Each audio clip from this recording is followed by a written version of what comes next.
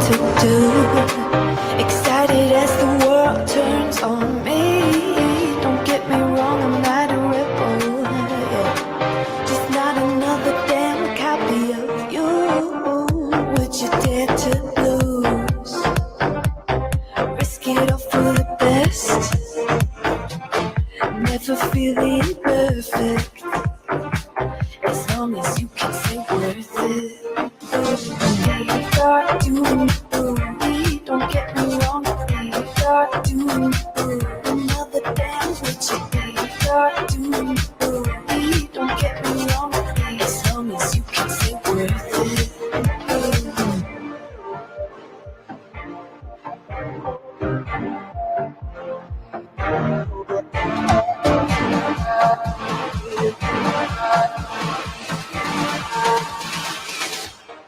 You just do not feel so bad. You so bad. You so bad.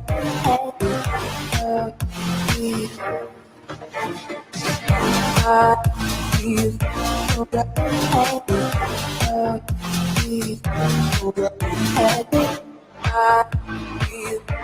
bad.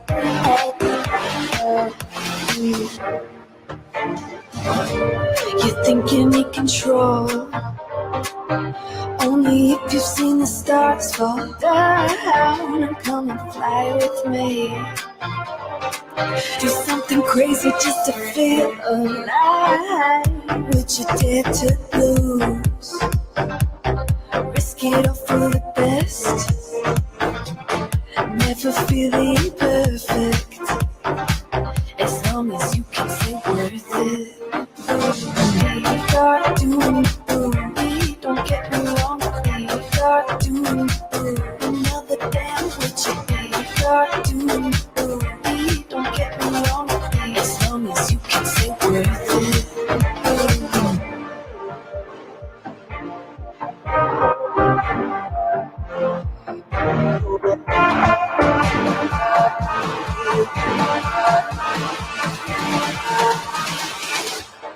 You just do not feel so bad. You so bad. You so bad.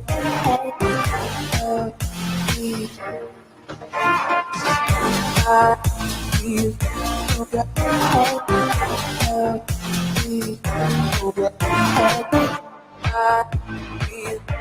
bad.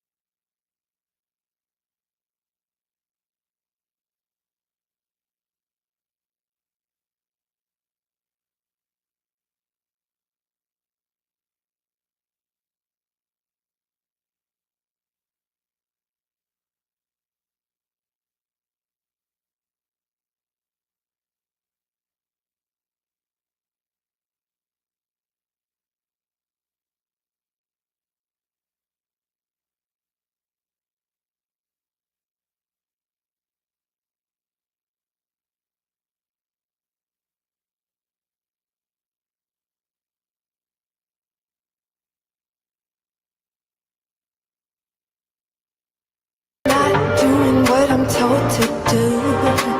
Excited as the world turns on me. Don't get me wrong, I'm not a rebel, yeah. Just not another damn copy of you. Would you dare to lose? Risk it all for the best. Never feeling perfect. As long as you can say worth it. They start doing me. Don't get me wrong. They start doing another dance with you. They start doing me.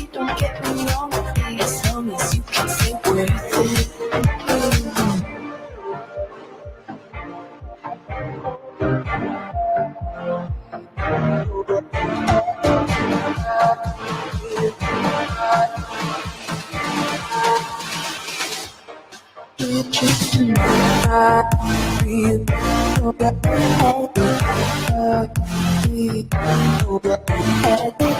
I feel so bad. I feel so bad.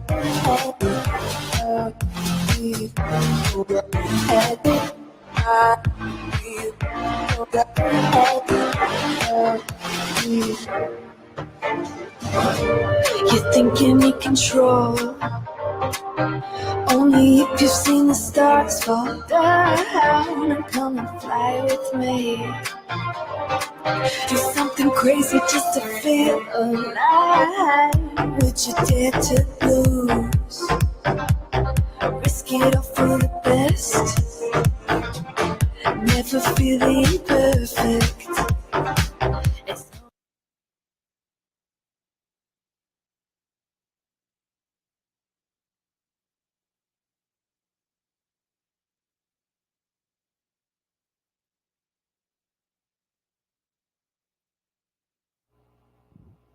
Olá, bom dia. Estamos começando mais um programa Beto Madeira aqui na TV Sul. Hoje, nesta sexta-feira, uma sexta-feira bonita, promete ser quente. E também quente é a nossa conversa, hoje o nosso bate-papo aqui. Hoje o nosso convidado, como combinado com você, é o advogado Fábio Colonetti, advogado trabalhista e previdenciário. Bom dia, Fábio. Bom dia, Beto. Bom dia a todas as pessoas que estão nos ouvindo, nos assistindo. Fábio, estamos entrando, parece que nós estamos entrando num redemoinho sem precedente. Parece que as coisas não estão nada boas, principalmente no mundo do trabalho e do trabalhador. Como é que você faz a avaliação dos primeiros 6 meses da reforma trabalhista? Então, a reforma trabalhista, Beto, como você falou, está completando quase 6 meses. E o dia a dia do trabalhador, na justiça do trabalho e do advogado ainda é muito duvidoso. Muito duvidoso. O que nós estamos percebendo, e estamos assim com certo receio, é justamente na questão do acesso do trabalhador a essa justiça.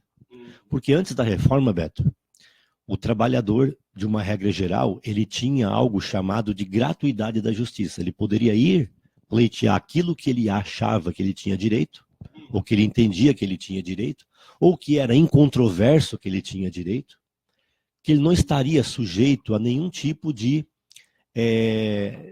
pagamento para buscar esse direito. Né? Com a reforma trabalhista, algumas coisas mudaram nesse sentido. Né? A gente fala reforma, mas na verdade não foi uma reforma, foi uma deformação na legislação trabalhista. Então, a partir de agora, todo trabalhador que ganhar até 40% do teto da Previdência, que daria mais ou menos em torno aí de 2.200, 2.300 hoje, ele tem direito a essa gratuidade. Então, ele não tem que pagar custas processuais para entrar com o processo. No entanto, essa gratuidade, ela é apenas parcial, ela não é total. Por exemplo, digamos que ele tenha trabalhado numa empresa que ele entenda que ele faça jus ao adicional de insalubridade. Né? Mas o empregador, até muitas vezes amparado com algum tipo de laudo pericial, diz, não, essa atividade não é insalubre, então eu não pago a insalubridade.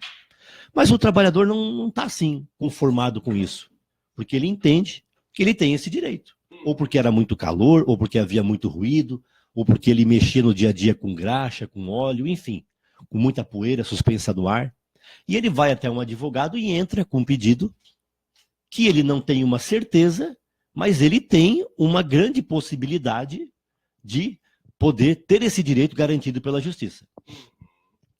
No entanto, lá durante o processo, é feita uma perícia judicial, que geralmente é feita por um engenheiro de segurança do trabalho ou por um médico do trabalho, e se constata que, de fato, ele não tinha esse direito. Correto?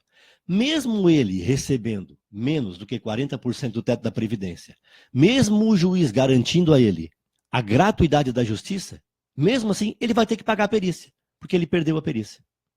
Então, é uma coisa muito estranha. Ou seja, você tem direito à gratuidade, mas tem que pagar. Só para você ver por que nós, advogados trabalhistas, desse Brasil imenso todo, falamos que a reforma trabalhista não é uma reforma, é uma deformação da legislação. Porque eles acabaram complicando institutos jurídicos que eram totalmente cristalinos e claros. Ora, se eu ganho até 40% do teto da Previdência, eu tenho direito à gratuidade judiciária. Então eu não vou pagar nada durante o processo, porque a lei me garante isso. O Estado vai ter que garantir o meu direito de ação, que é um dos pilares da própria cidadania, que é você postular judicialmente aquilo que você entende que você tem direito, mesmo que você não tenha certeza, óbvio, mas você tem esse direito de postular. No entanto, se criou um instituto jurídico totalmente anômalo e defeituoso. Por quê? Porque você tem direito a essa gratuidade, mas ao mesmo tempo você tem que pagar. Uma outra coisa que aconteceu, Beto, a questão dos honorários de sucumbência. O que é honorário de sucumbência, Beto? Se eu entro com ação judicial e por algum motivo eu perco, eu tenho que pagar 1% para o advogado da parte contrária. É como se fosse uma pena processual beneficiando o advogado da parte contrária porque ele foi vitorioso, né? É uma forma de remuneração dos advogados. No direito civil, né, nas ações civis que não envolvam o direito do trabalho, isso é uma coisa natural. Isso é uma coisa natural já desde o início dos tempos, digamos assim. No direito do trabalho, isso não existia desta forma. Existia o direito aos honorários para o advogado que era credenciado pelo sindicato. Então, se ele entrasse com ação sendo credenciado pelo sindicato, ele teria direito aos honorários de sucumbência, que a gente chama, que a outra parte teria que pagar para ele porque ele foi vitorioso. Bom, com a reforma trabalhista, se trouxe lá do direito civil, que é um direito totalmente diferente do direito do trabalho, se trouxe a mesma regra.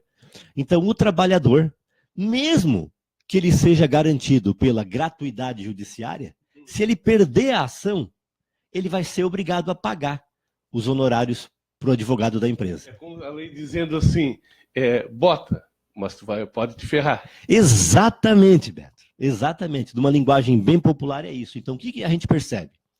A gente percebe que a reforma trabalhista ela existiu com uma finalidade apenas, de diminuir, de prejudicar o direito de ação do trabalhador.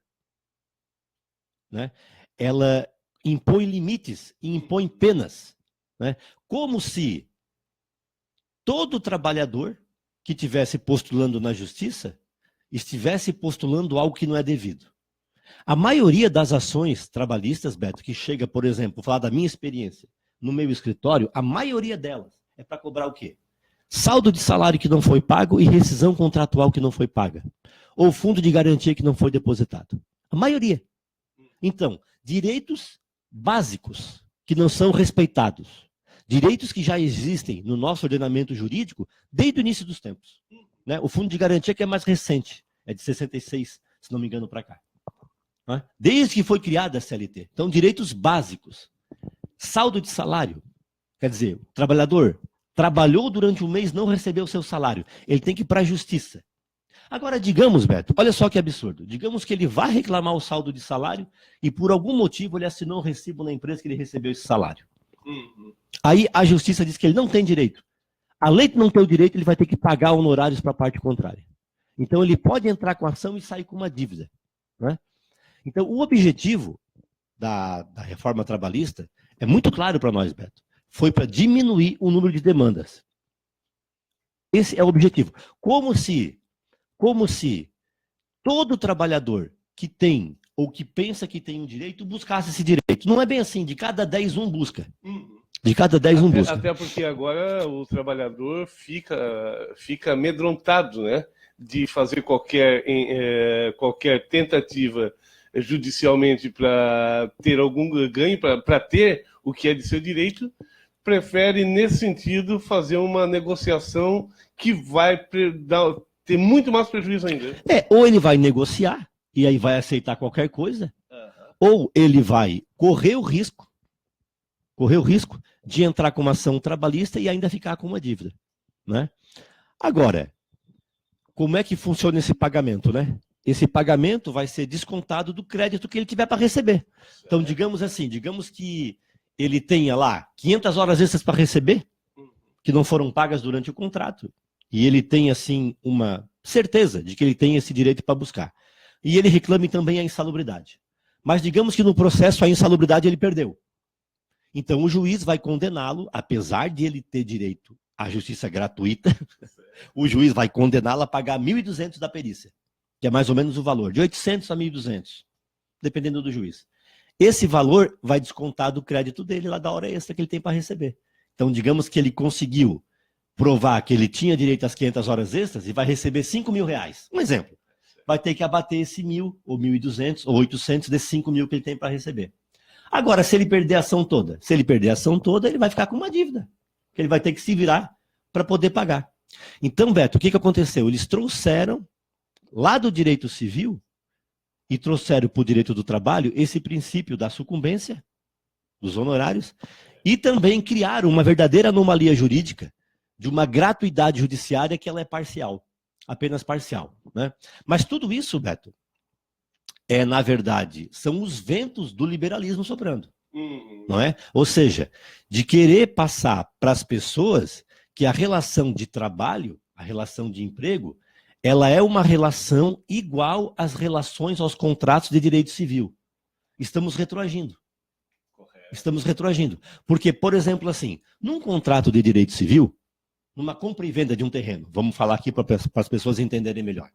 As partes estão numa situação de igualdade, certo? Um quer vender, o outro quer comprar. Se acontecer algum litígio entre eles, que eles tenham que ir para a justiça, né? E se eles não tiverem direito a essa gratuidade da justiça, na justiça comum, que lá também existe, mas com outras regras, se uma parte perdeu, obviamente vai ter que pagar para a outra os honorários de sucumbência ou as despesas processuais. Por quê? Porque se entende que existe lá, nos contratos de direito civil e nas relações de direito civil, se entende que existe uma igualdade. No direito do trabalho, não. Um dos princípios do direito do trabalho é essa proteção mínima, pelo menos, que existe para o trabalhador. Então, o trabalhador e o empregador nunca estão em condição de igualdade. Por que não estão? Beto, eu sou empregador. Lá no meu escritório eu tenho funcionários empregados. Lá no meu escritório, quem determina, quem dirige as ações sou eu. A minha condição de trabalho e financeira é diferente dos meus empregados. Então, na minha relação de trabalho com eles, na relação de emprego, que eu sou empregador e eles são os funcionários, não existe uma igualdade. Existe sim, eu que sou dono de uma atividade, forneço as vagas de emprego, as pessoas vêm trabalhar de acordo com as regras que eu estabeleço. As regras não são estabelecidas pelos empregados. Eles aderem, claro que eles colaboram, eles sugerem, mas eles aderem o que a estrutura que está montada e que foi montada pelo empregador fornece a eles. Então não existe. O empregado ele está no vértice mais fraco, a gente chama, de uma relação de trabalho. Então, quando você vai discutir alguma coisa que seja inerente ao direito do trabalho, isso tem que estar na essência dessa discussão. E o que se fez foi acabar praticamente com isso. Você coloca na justiça o empregado e o empregador no mesmo patamar.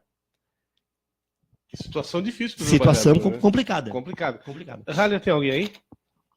Se alguém quiser fazer alguma pergunta, se alguém tiver alguma dúvida sobre o que a gente está conversando aqui, quiser fazer alguma pergunta, fique à vontade, mande aí escreva aí, nós estamos aqui no Facebook, pode mandar aí pelo Facebook, certo? Pelo YouTube também, estamos no YouTube também, Rália? Estamos no YouTube também, você pode mandar escrever aí, fazer a sua pergunta, e o Dr. Fábio vai responder em relação ao mundo do trabalho, a novas regras do trabalhista no Brasil, avaliação desses primeiros 6 meses aí que está chegando, né? Está sendo concluído os primeiros 6 meses. O Dr. Fábio Colonetti, que é advogado trabalhista e previdenciário. Tem alguém aí? Adriana Jacques. Adriana Jacques, bom dia, muito obrigado. Gigabyte Tecnologia, um grande abraço para vocês aí da Gigabyte. Márcia Cida Rich e Wilson Schambeck. Se alguém tiver alguma pergunta aí, por favor, fique à vontade. Doutor Fábio, o que, nesse momento, em relação a essa situação que se encontra, qual conselho que você dá para o trabalhador nesse momento? Olha, Beto, nós temos uma ação lá no Supremo Tribunal Federal questionando essas coisas, né? Está questionando a inconstitucionalidade dessa gratuidade parcial, e também dessa situação dos honorários de sucumbência que o trabalhador deve pagar. Então, só que era para ter sido julgado ontem e acabou saindo da pauta, mas eu penso que isso deve ir para a pauta, né? Então, nós vamos ter que verificar o que o Supremo Tribunal Federal vai falar a respeito disso. Porque na nossa avaliação, na avaliação de diversos juristas pelo Brasil, a própria ANAMATRA, né, que é a Associação dos Juízes do Direito do Trabalho, entendem que essas regras são amplamente inconstitucionais. Amplamente constitucionais. Então nós vamos verificar o que vai acontecer, né? Se o Supremo Tribunal Federal vai se pronunciar nesse sentido, aí eu penso que a coisa fica mais ou menos, pelo menos nessa parte específica, com relação ao direito de ação, fica mais ou menos como era antes. Agora, o trabalhador agora, diante desta realidade, o que ele tem que fazer?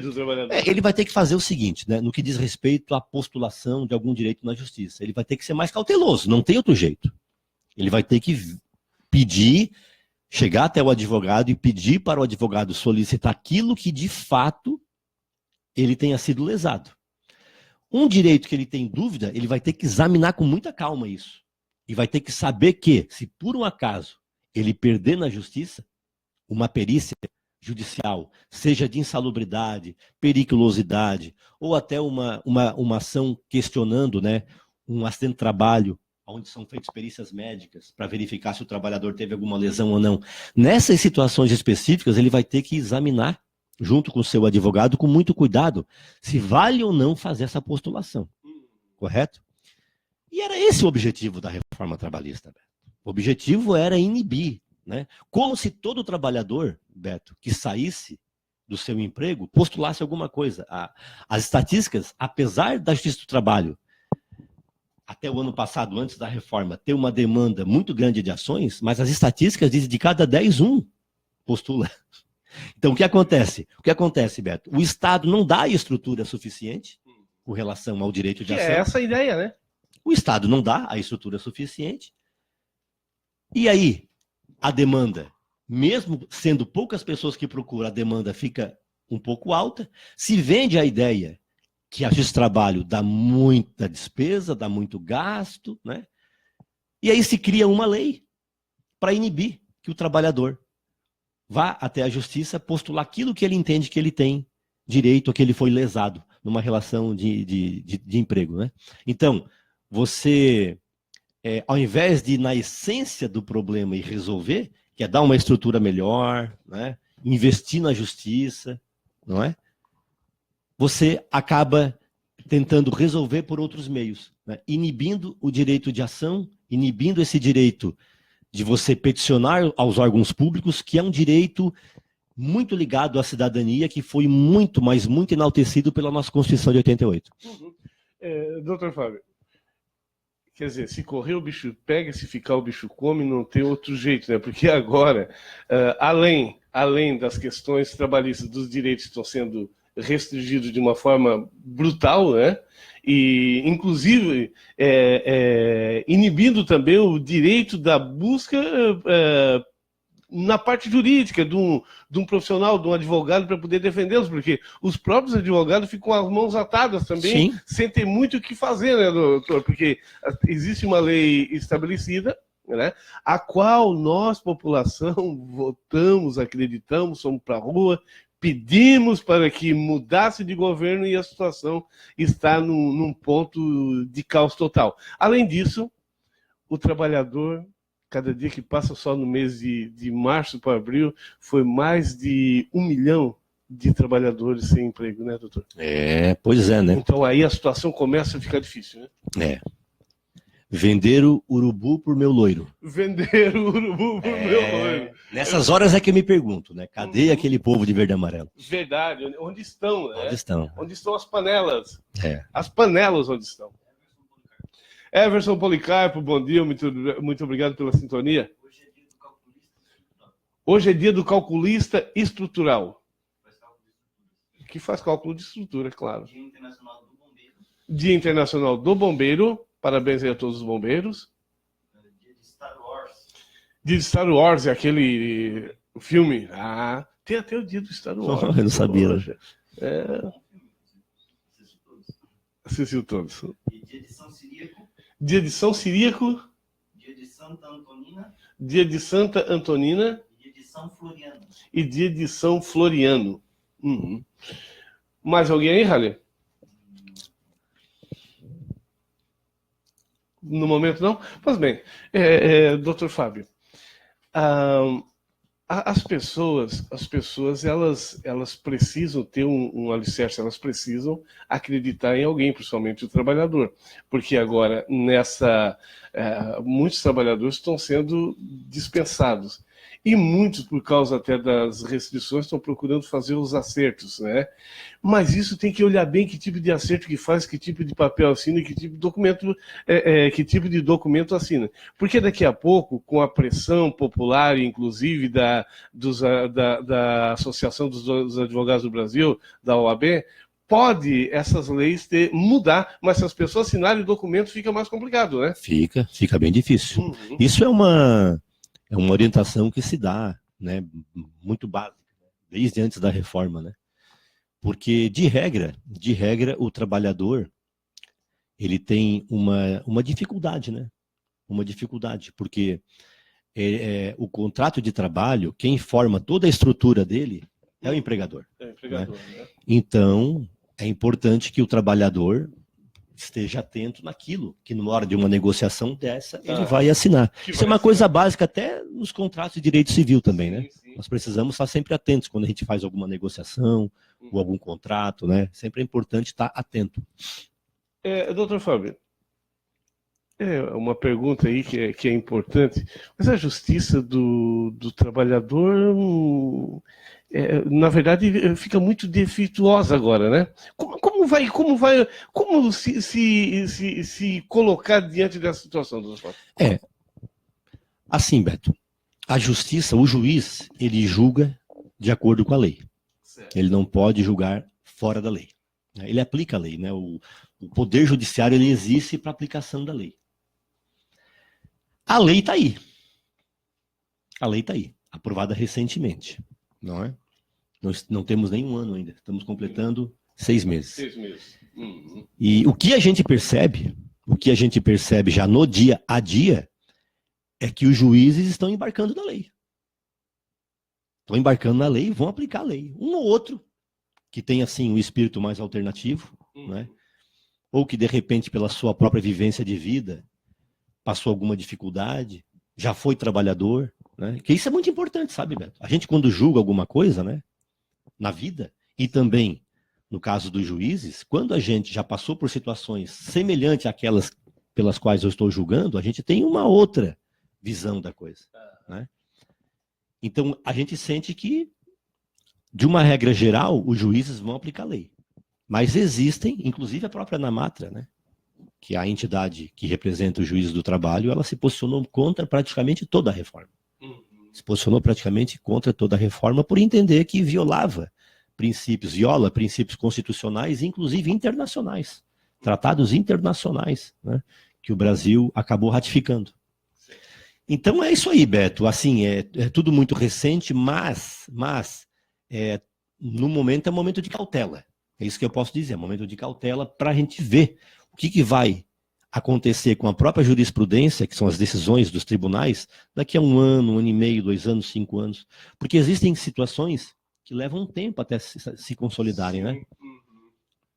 Doutor Fábio, hoje também quem fica com as mãos atadas, que foi uma conquista do trabalhador e hoje começa a ter uma dificuldade muito grande, também são os sindicatos, né? Também. Os sindicatos acabam ficando sem muita atuação, até porque também os sindicatos têm os seus próprios advogados que defendem os trabalhadores. Nessa situação, passa a perder, inclusive, a sua credibilidade, né? Porque entra em ações que, nesse momento, são difíceis de... A reforma, ela retira inclusive, uma parte do custeio, né, dos sindicatos. Do sindicato. Exatamente, que é a contribuição sindical, né? Isso, Ela retira uma parte justamente com o objetivo de também enfraquecer. Aham. Agora, a credibilidade do sindicato, ela se dá de acordo com a atuação do sindicato também. Aham. Nós temos ótimos sindicatos, mas também temos aqueles que existem apenas formalmente, né? Aham. Então, eu acho que vai ser desafiador para os dirigentes sindicais esse momento, já está sendo. E como é que se dá a volta por cima, né? Se dá a volta por cima com um trabalho e com uma boa atuação sindical, no sentido de fato, representar bem o trabalhador, buscar fazer negociações coletivas que beneficiem o trabalhador de algum jeito, não é? Não colocar em convenção coletiva cláusulas que restringem direitos, o que muitas vezes a gente acaba vendo acontecer. Não ficar fazendo ação coletiva a todo instante, como a gente assim acaba percebendo no dia a dia, né? Muitos sindicatos fazem ação coletiva de tudo e isso acaba restringindo muito o direito também do trabalhador e depois postular individualmente.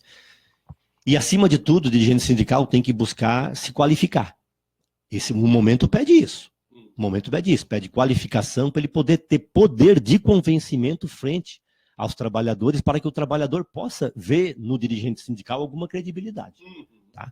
Porque, como eu falei para você, existem os bons sindicatos, mas existem aqueles também onde tem dirigentes sindicais que praticamente atuam há 10, 15, 18 anos no sindicato, como presidente, por exemplo, não dando espaço para que outras pessoas atuem. Então, o movimento sindical tem que fazer uma autocrítica também. Tem que fazer uma autocrítica no sentido de mudar algumas coisas, de oxigenar, de buscar se qualificar, de ter mais argumento, sabe? Para poder enfrentar esse momento.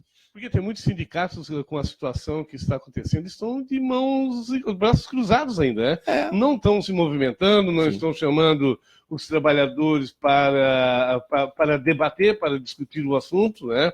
Não estão, por exemplo, com grandes profissionais que tem na área jurídica, os sindicatos não estão chamando esses profissionais para debater junto com os trabalhadores dentro da sua área trabalhista, para mostrar um caminho ou para alertar as pessoas, os trabalhadores, como atuar no momento. Então é muito difícil, de fato. Muitos sindicatos, eles não estão conseguindo ou não estão tendo a vontade. Estão tendo dificuldade. Estão tendo dificuldade, né? Até pelo próprio sistema, né? Pelo próprio sistema, quer dizer, o trabalhador também, ele acaba, dentro, por exemplo, de uma economia com quase 13% de desemprego, o trabalhador, ele acaba, digamos assim, aceitando tudo, né? E aí, quando ele é chamado ou ele é convocado para alguma atividade sindical, tem aquela questão do temor, a questão do medo, ele já está cansado também, porque ele trabalhou a semana inteira. Então, o próprio sistema, ele acaba dificultando essa atividade de busca pela cidadania, de busca pela participação.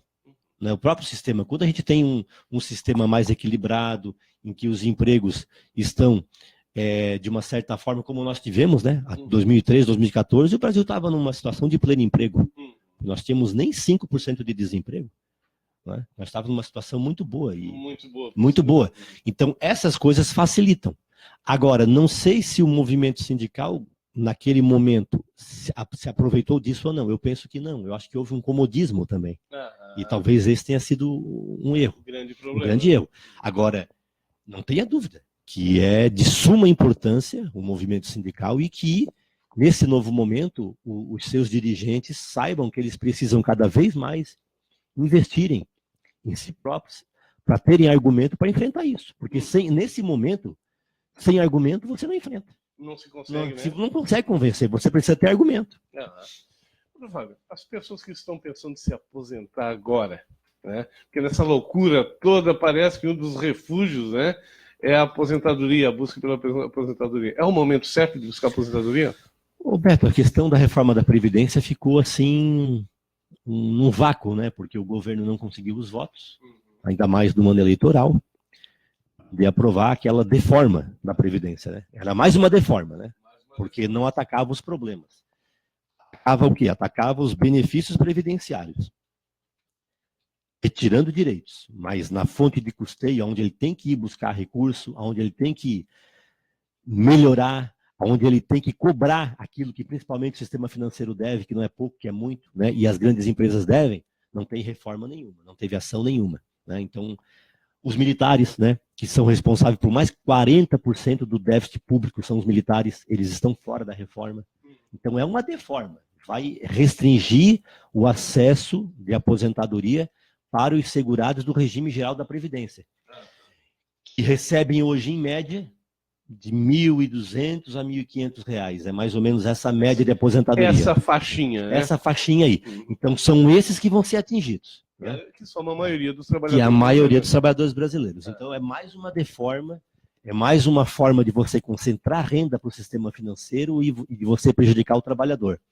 De prejudicar o cidadão. Porque quando a gente fala da reforma da Previdência, a gente está incluindo os trabalhadores, os profissionais autônomos, os micro e pequenos empresários, os MEIs, enfim, os empresários, médio empresários, grande, porque todos contribuem para a Previdência. Todos contribuem. Então a reforma da Previdência é uma coisa mais ampla.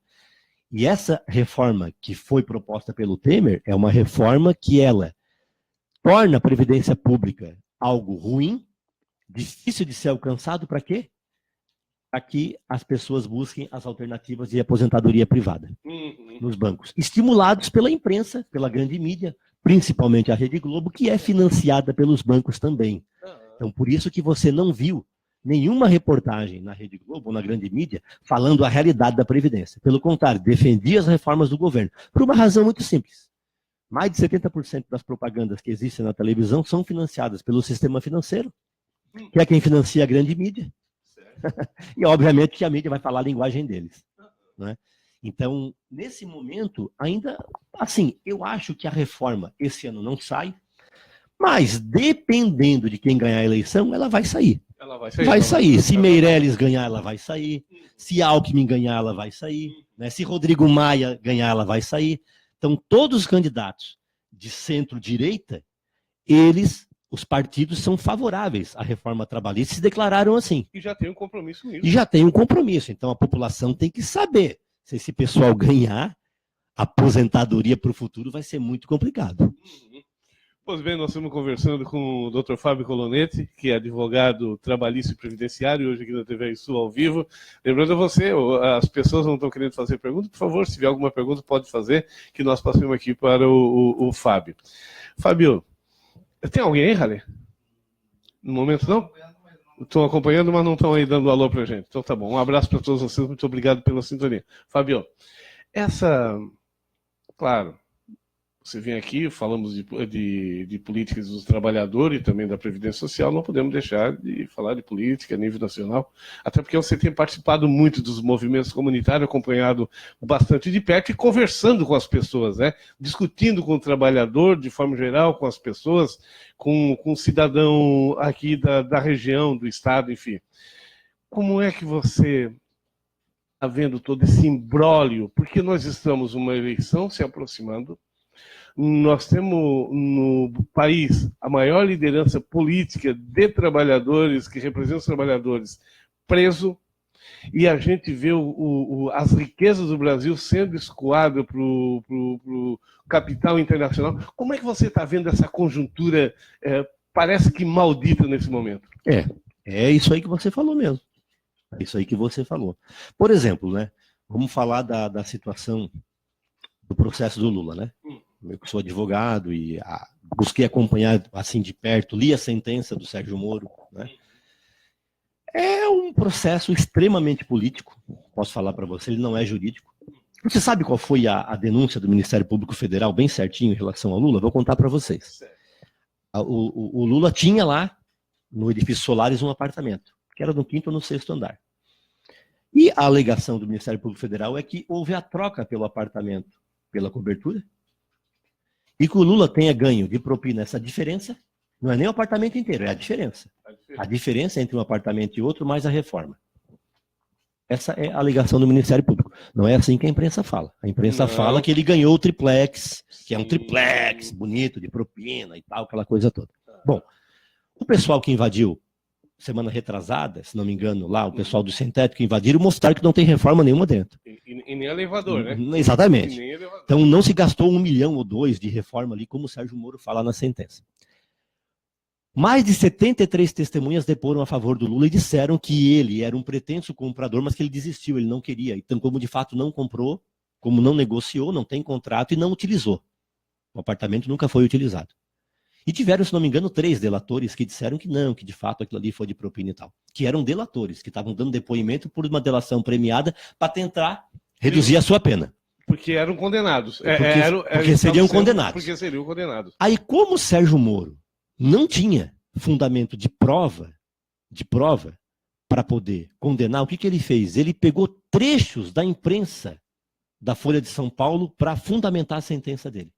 Então, vejam, no direito penal, que é um direito penal brasileiro, que, como muitas coisas no Brasil se criaram, vieram da Europa, e é um direito que tinha muita relação com o direito italiano, e ele veio se desenvolvendo, existe um princípio que, na dúvida, você tem que absolver.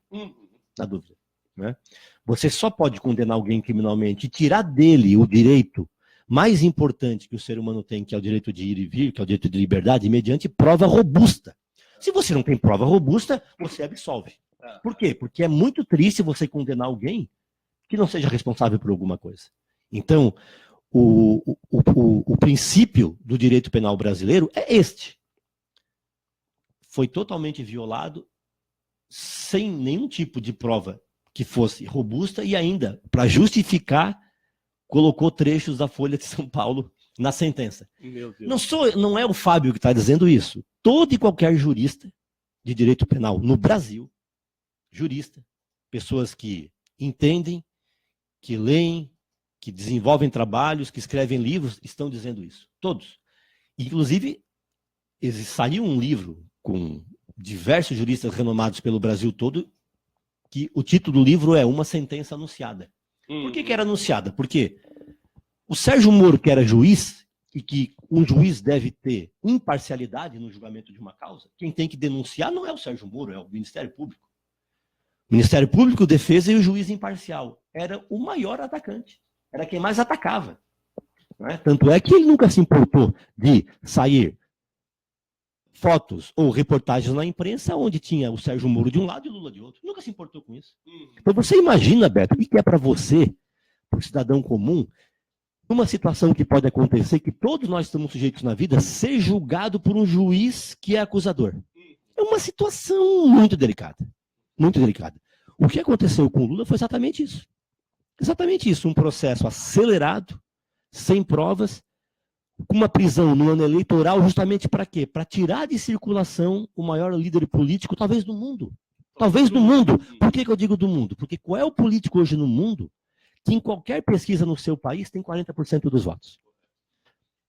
Então, Beto, o que está acontecendo em relação ao Lula é isso. Não é uma defesa, porque eu tenho uma visão política mais de esquerda. Não, não é isso. Eu não posso... Assim, ó, tudo que já estudei na minha vida a respeito do direito e tudo aquilo que eu já vivenciei, eu não posso ter outra opinião. Não me permite, os meus princípios não me permitem ter outra opinião a respeito disso. Porque se eu primo pela liberdade, se eu primo por um processo com um juiz imparcial, como é que eu posso concordar com a condenação do Lula? A não ser que eu tenha ódio, que eu tenha nojo, né? Que eu não goste do nordestino, não é? Que eu não goste de um nordestino que veio num pau de arara e se transformou presidente do Brasil. Tem gente que com toda a formação que tem não consegue administrar nem a própria casa. O cidadão veio lá num pau de arara do Nordeste, de uma região que se passava fome, veio para São Paulo, se tornou presidente e foi o presidente melhor que nós tivemos. Por que eu estou dizendo isso? Não é só a minha opinião, é só pesquisar em tudo quanto é estatística, inclusive de organizações do mundo afora. Do mundo afora. Tratam o governo do Lula como o governo onde a economia do Brasil se expandiu. Nós chegamos a ser quase a 5ª economia do mundo. Não é? Nós tivemos um momento de pleno emprego. Nós tivemos inflação controlada. Não é? Nós tivemos um aumento do consumo. Nós tivemos as pessoas que saíram daquela classe C, da classe D para a classe C ou classe B, ou seja, melhoraram de vida. Nós tivemos um aumento da classe média.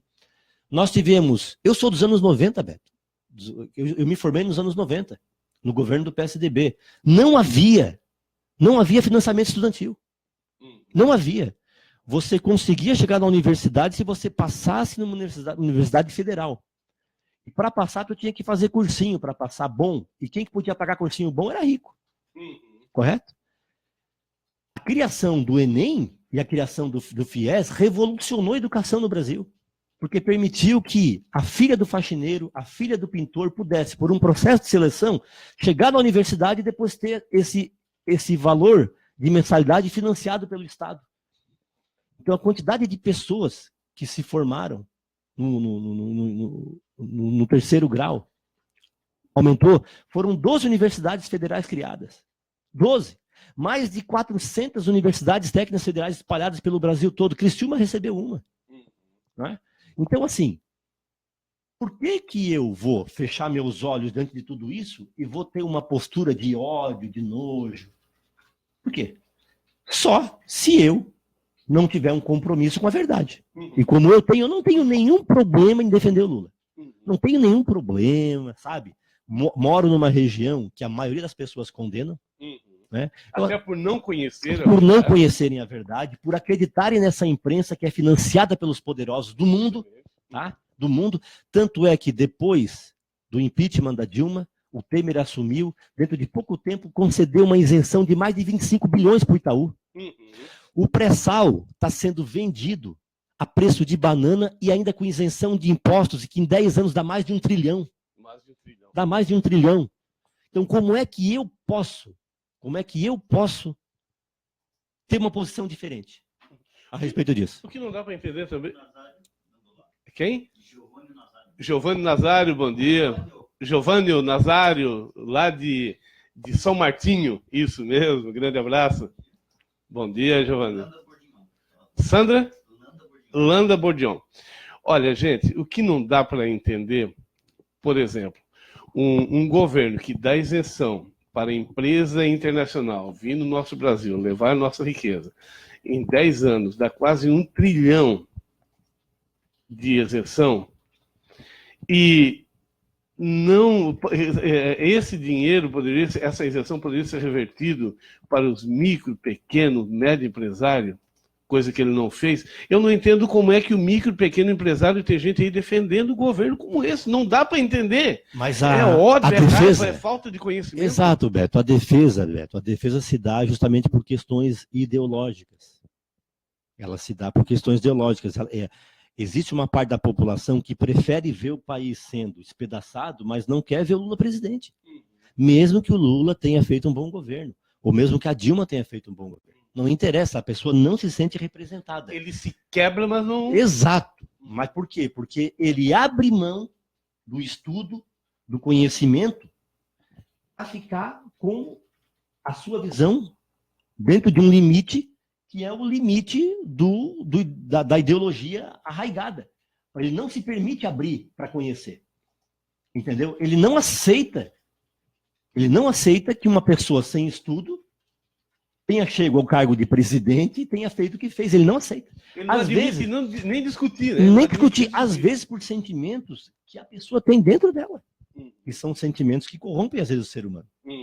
Entendeu? Então, a pessoa não aceita, não admite. Entendeu? Porque ela não se vê, ela se autoprojeta. Ela quer que alguém parecido com ela governe. Tu entendeu como é que é? É mais ou menos assim. E aqui no Sul nós temos muito isso. Né? Então ela abre mão do conhecimento, do estudar, de ter de fato um processo racional de busca por esse conhecimento. Ela abre mão disso por conta de uma crença limitante que ela tem. E isso acontece em diversas áreas da nossa vida e não é diferente na política. E acaba empobrecendo.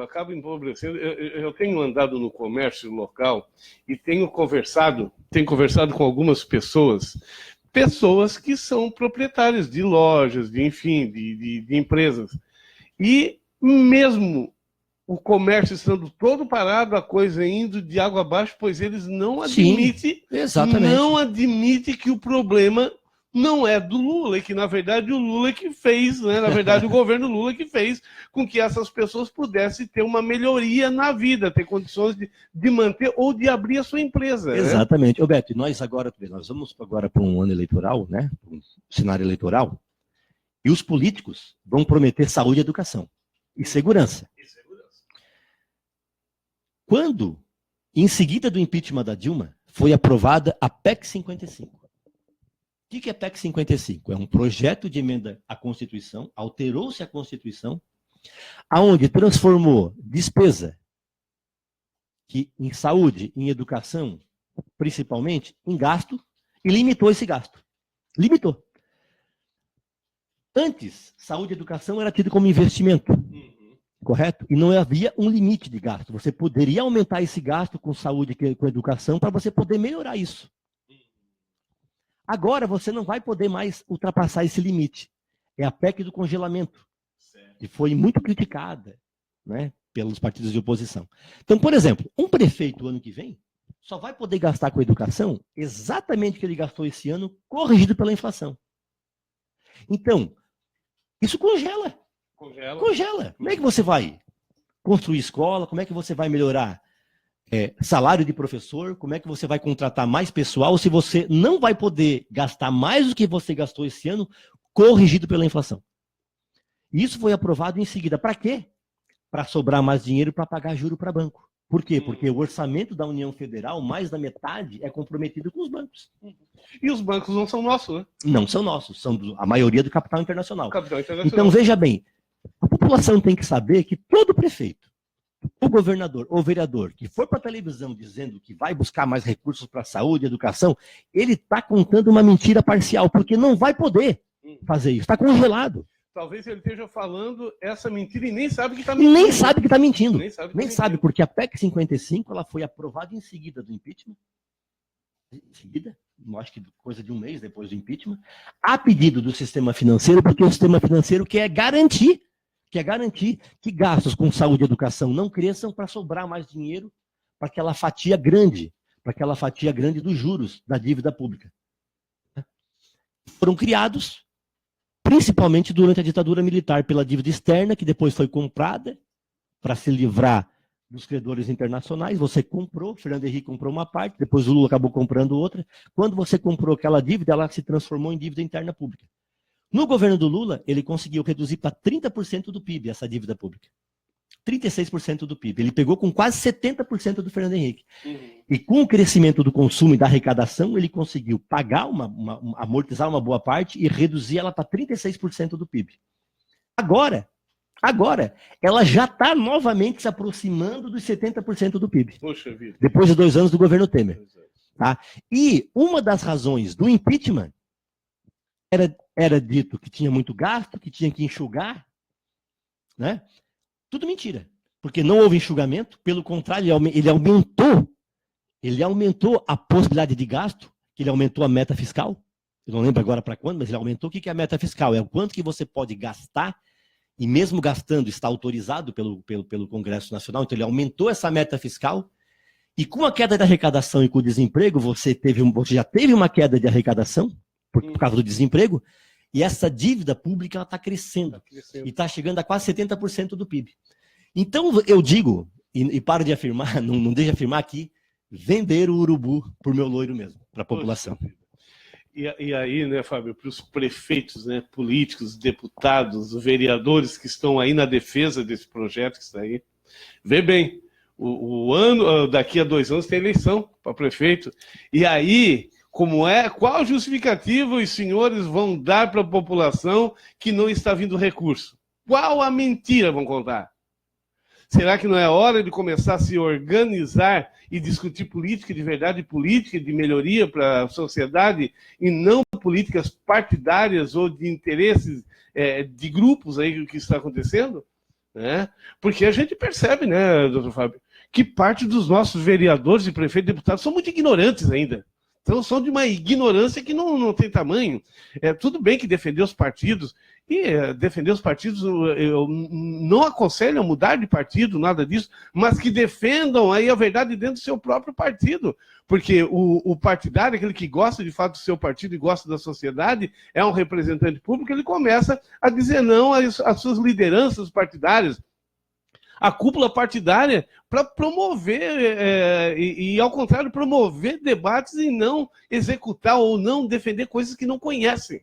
Coisas que não conhecem. O que a gente está vendo é um Brasil afundando, as nossas riquezas sendo escoadas para outros países, a nossa economia entrando no redemoinho aí sem precedente, o trabalhador afundando, e micro, pequeno e médio empresário vão afundar também. Com todo orgulho, pode ter orgulho, vão afundar, vão quebrar, se não tomar providências e se não ir para a rua bater a panela, ao contrário. Vão financiar agora, se tem algum dinheirinho ainda, financiar o pessoal para ir para a rua para bater panela, ao contrário, para recuperar aquilo que foi perdido até agora, né, doutor Fábio? Porque senão a situação está ficando muito difícil.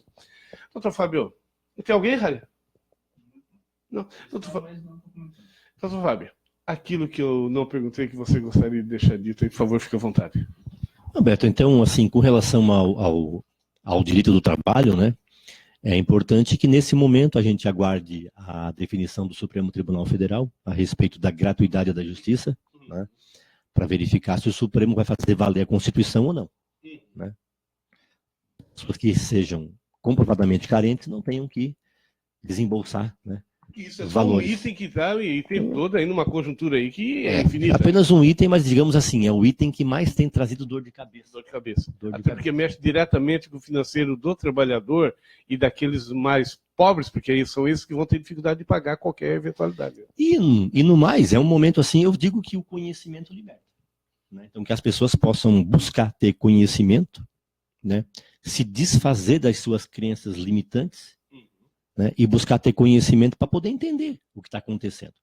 Porque, apesar de ser um momento desafiador, eu não gosto de falar difícil, eu gosto de falar desafiador, né? Fica um pouco mais leve. Apesar de ser desafiador, eu vejo, Beto, muitas pessoas se dando conta também. Se dando conta. É verdade, é verdade. Eu vejo pessoas também se dando conta, eu vejo pessoas refletindo melhor sobre o que está acontecendo, eu vejo pessoas buscando se organizar, né? Então, a gente não pode também perder a esperança. Porque a esperança é uma coisa que nós temos que ter sempre. Né? Então, é isso também que eu estou vendo, sabe? E eu acho que a gente, dentro de pouco tempo, tudo isso está acontecendo também porque existe aí um movimento, me parece, no universo que está meio polarizado e as pessoas estão se mostrando também quem são. Verdade. Estão se mostrando também quem são. Né?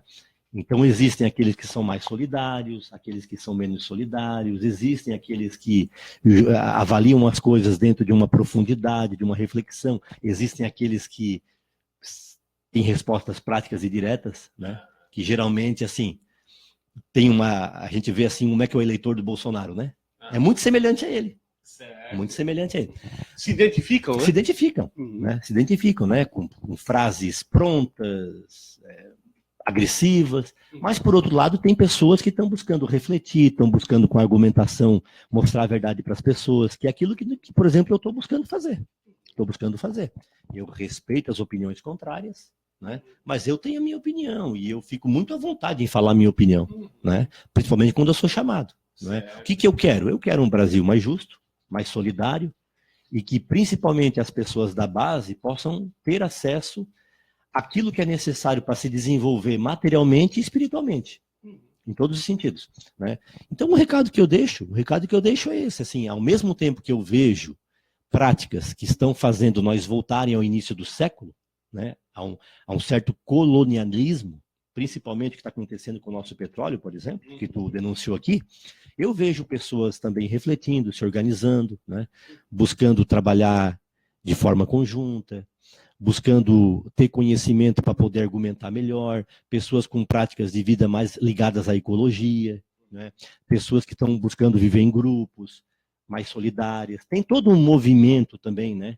Contrário a tudo isso, que nós temos que ressaltar e focar nisso aí, porque também se nós ficar focando só no que os caras estão fazendo, nós temos que também ressaltar esse movimento ao contrário, né? Anticíclico, que está acontecendo, que eu percebo nas pessoas também. As pessoas buscando se espiritualizar mais, serem mais sensíveis, mais bondosas. E essas pessoas têm que chegar um dia na política também, poxa vida. Entendeu? Então o recado que eu deixo é um recado de esperança.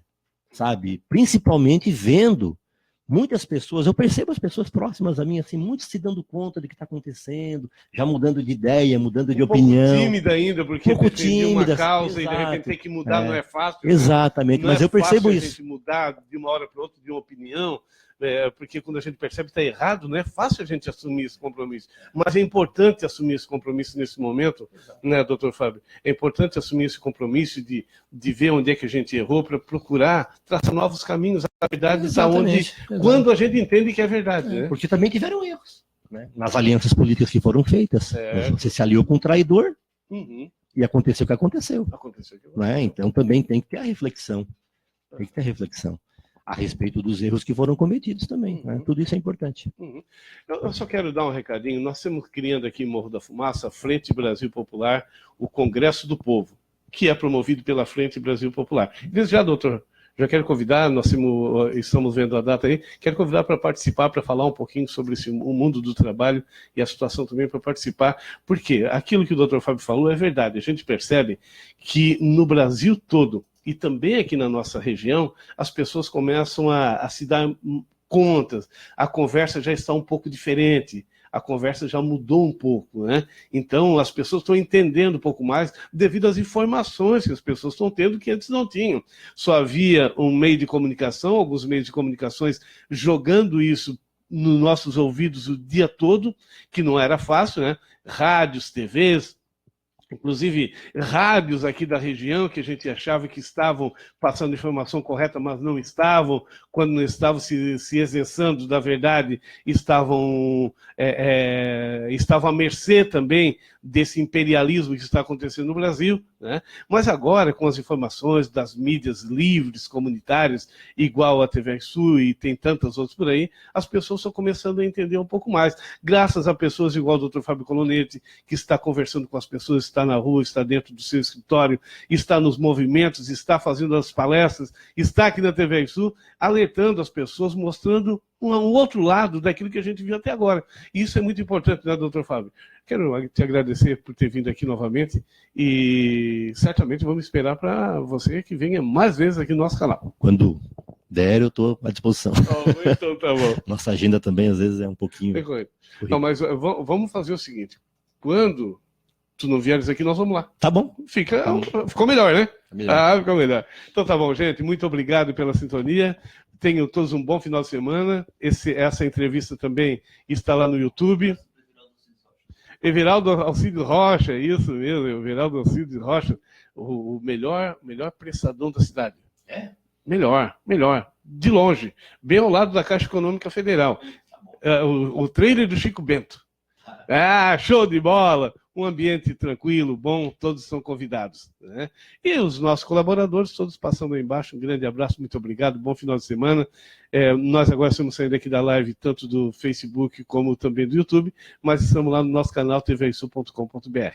E essa entrevista já fica automaticamente gravada aqui na live, tá certo? Aqui no TV Sul, aqui no TV Sul Comunitário, tá certo?